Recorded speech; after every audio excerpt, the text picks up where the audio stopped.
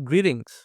Now, this video is going to be a little bit different because most of the content on this channel is about how technology has increased standard of livings or has fixed what used to be difficult problems or otherwise has greatly increased the efficiency of various activities that people want to conduct.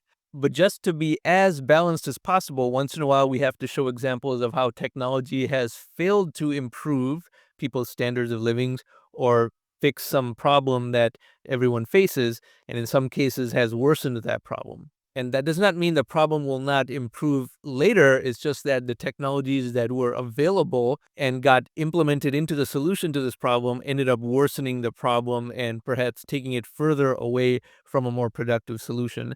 And today we're going to look at such an example. Now, what you see on the screen here is an article I wrote almost 5 years ago in November of 2016. And I noticed something, at least in regards to the United States, is how job searches that people conduct take longer than they did 30 years prior.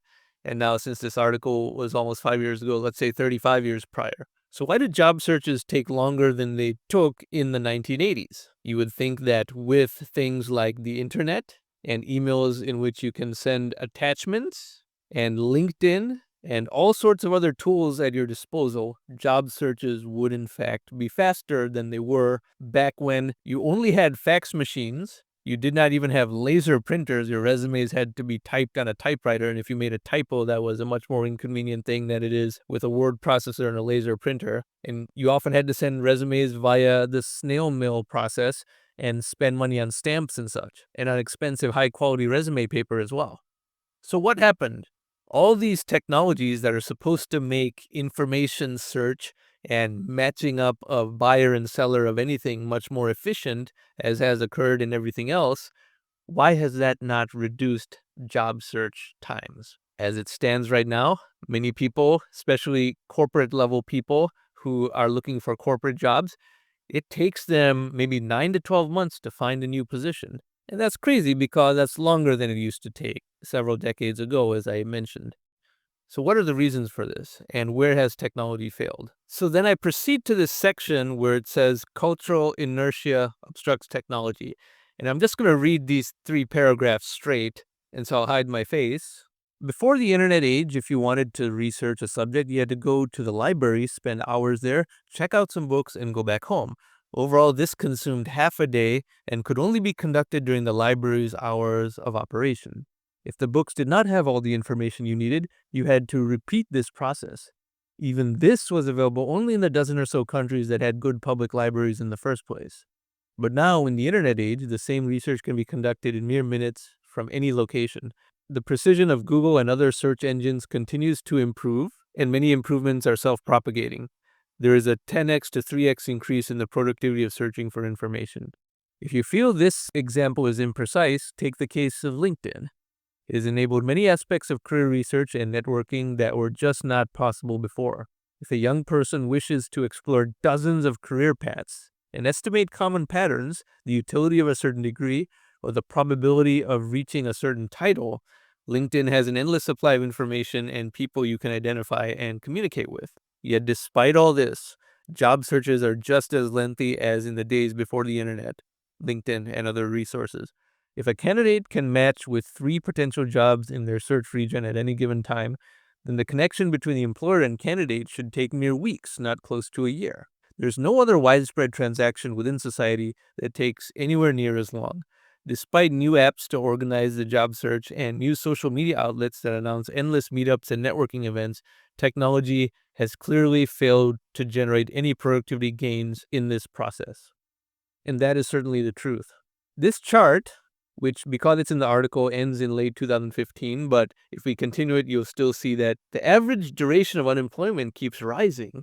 This is the internet age. All transactions are supposed to be faster. All matchups between buyer and seller are supposed to be faster. Yet the average transaction time is rising, meaning the duration of unemployment is rising. Despite the fact that you send resumes over the internet rather than through snail mail, despite the fact that LinkedIn shows you exactly who is in what title at what company and which people have which degrees and which degrees have people reaching what level. Despite all this, it is taking longer, not shorter, to find a job.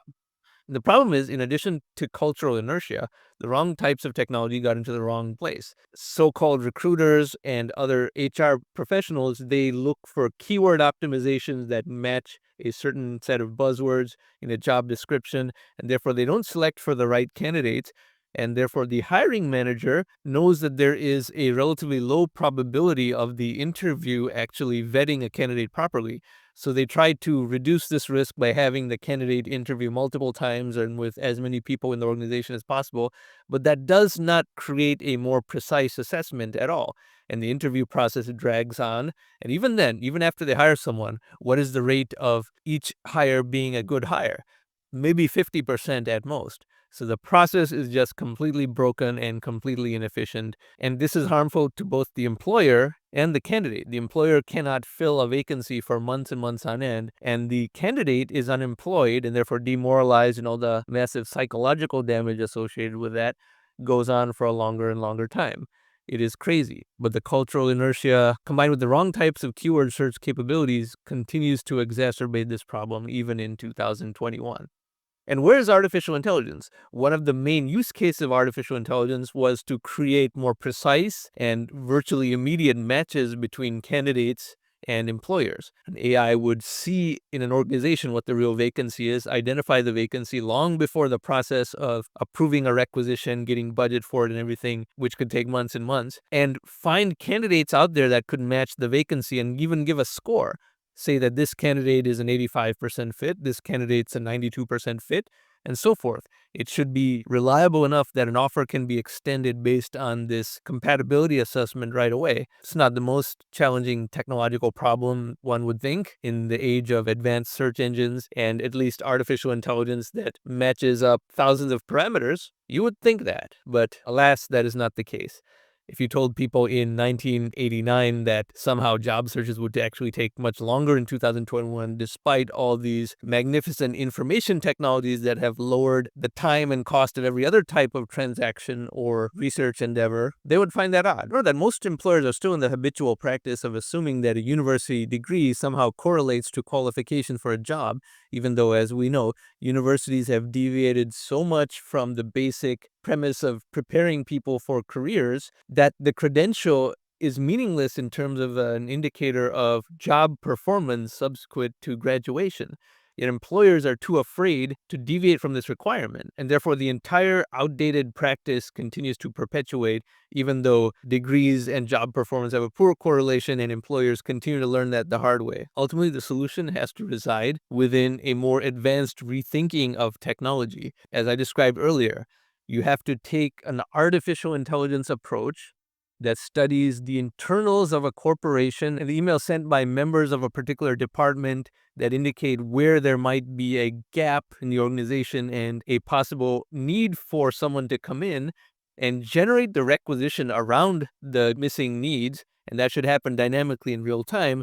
And then find people that match that requisition also at the speed of internet search and give a compatibility score so that there can be a minimal interview with the hiring manager to see if there's some interpersonal connection. But just interviewing the old-fashioned way based on resumes is obviously a very, very wasteful and low correlation activity. It has to be replaced by an AI that an employer can rely on as an accurate predictor of fit. And only then will the old, outdated, and inefficient practices eventually fall by the wayside. So that is something to think about, because this is the single biggest hidden cost in the economy today. So there's some food for thought to think about. If you've ever been in a lengthy job search that seemed like it was going on for too long and that you had despair about whether you would ever get a good job again, or if you've been a hiring manager who just couldn't find the right candidate for months and months and months and months on end. Either way, this is a problem you have probably directly experienced. Think about it.